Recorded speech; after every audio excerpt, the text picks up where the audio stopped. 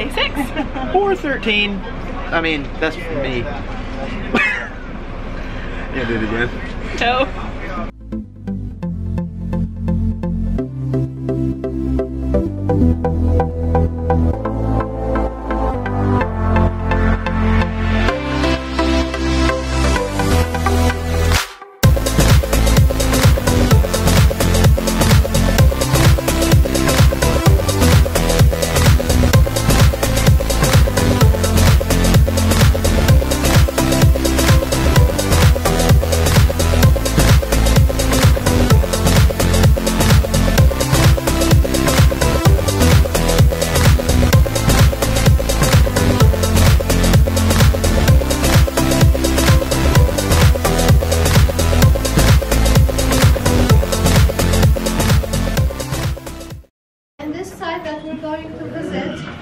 Is where we think that these people, the Essenes who wrote the scrolls, lived.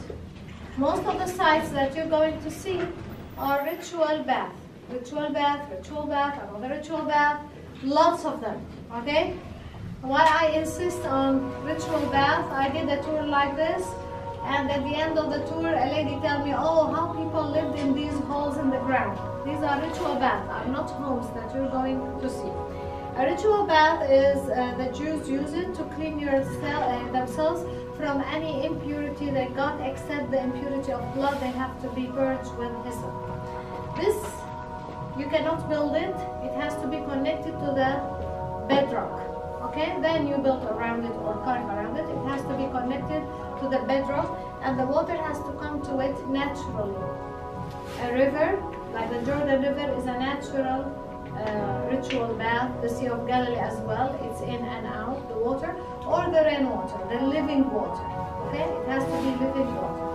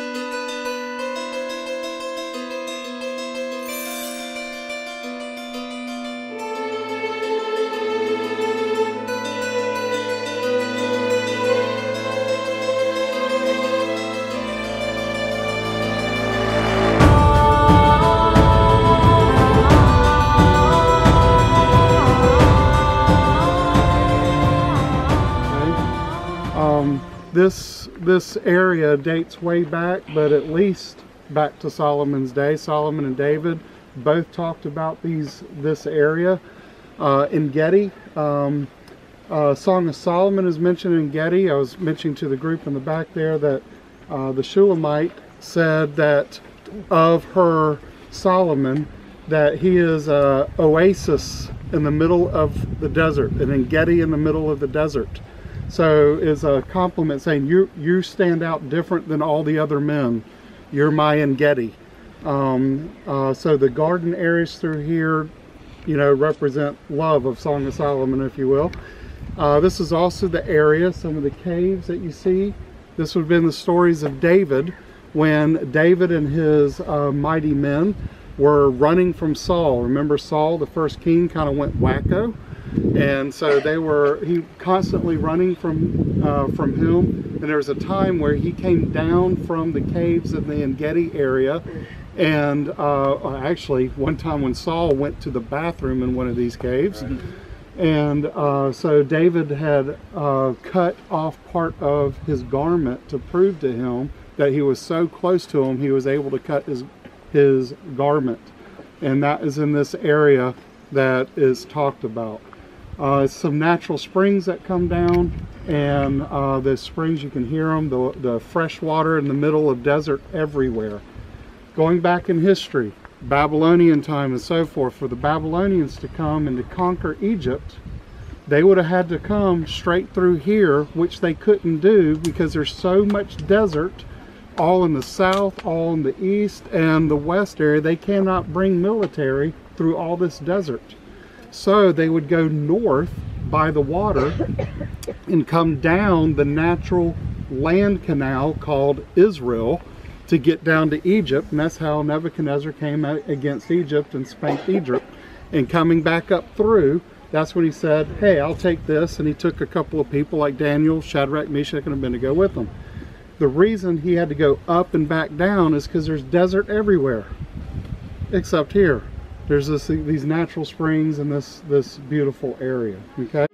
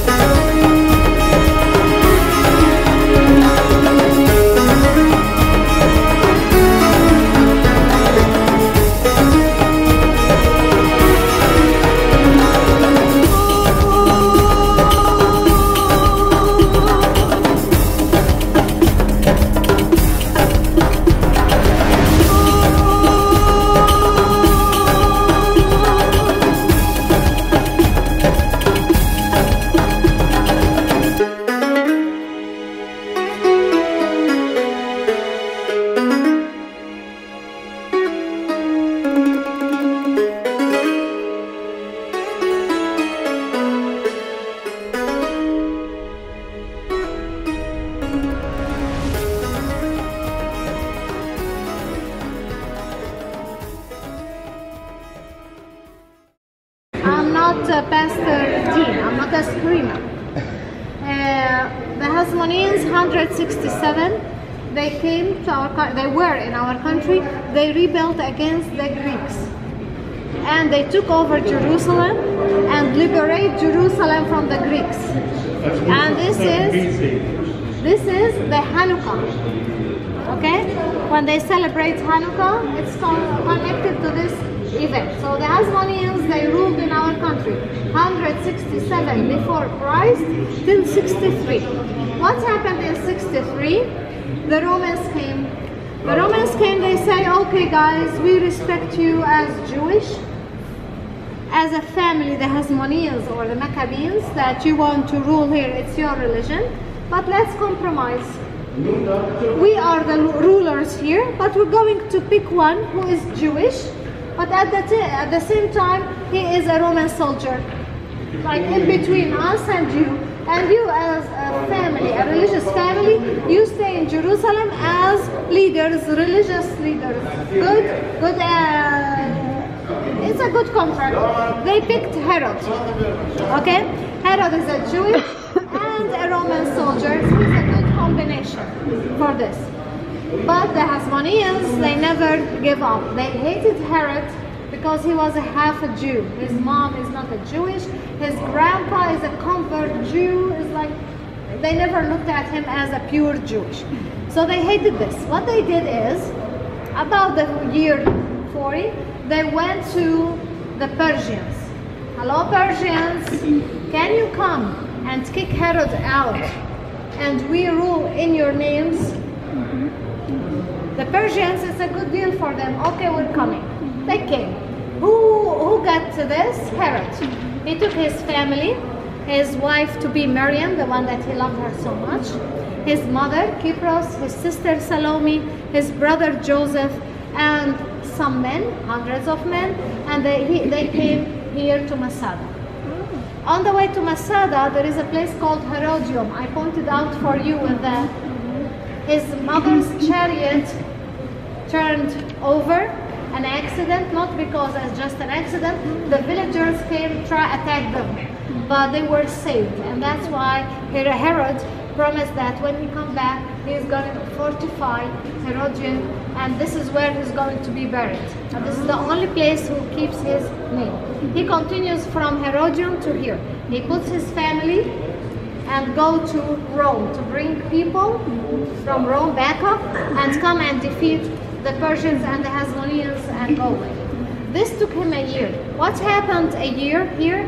No water. This Masada, the rainwater. They have cisterns on the cliff. All the waters in the cisterns finished.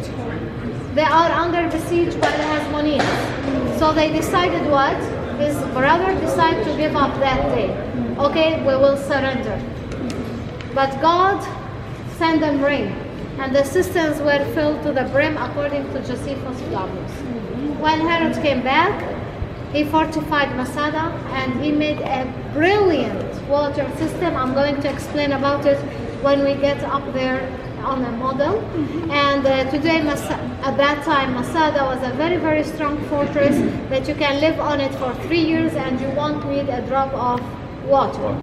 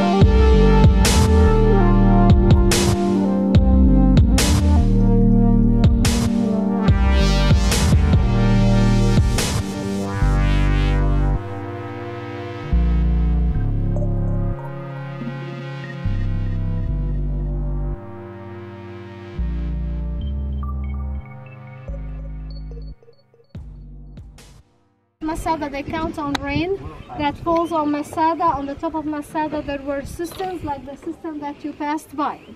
What Herod did is, if we are counting on rain, okay, why we don't collect all the rain that falls around Masada, all this?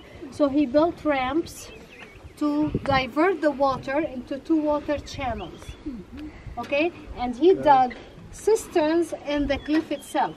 It doesn't matter where the rain falls, it will be directed straight to the cisterns. Oh. Isn't that genius? He was not called Herod the Great out of the blue.